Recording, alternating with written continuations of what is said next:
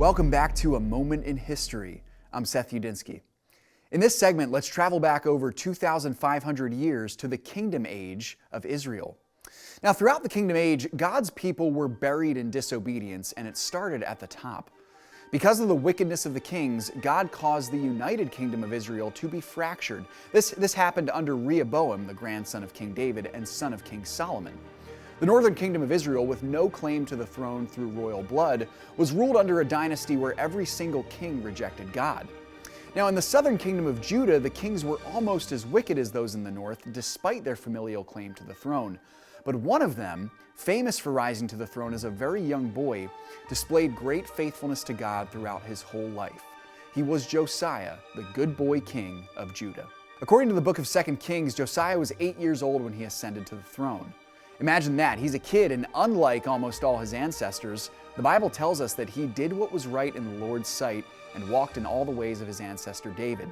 He did not turn to the right or to the left.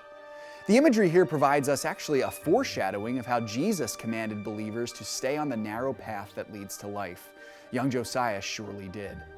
During his reign, Josiah accomplished something of great importance for the people of Israel and the glory of God.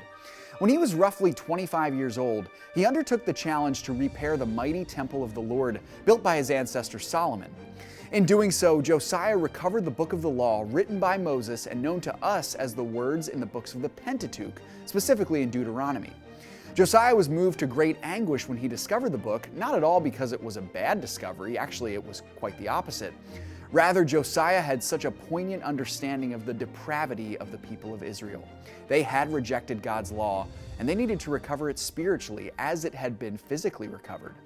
Josiah said this, "For great is the Lord's wrath that is kindled against us, because our ancestors have not obeyed the words of this book." King Josiah devoted his life to restoring a sense of obedience and love for the Lord and his people.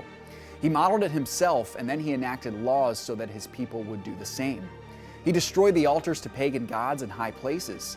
He reinstituted the nationwide observance of Passover.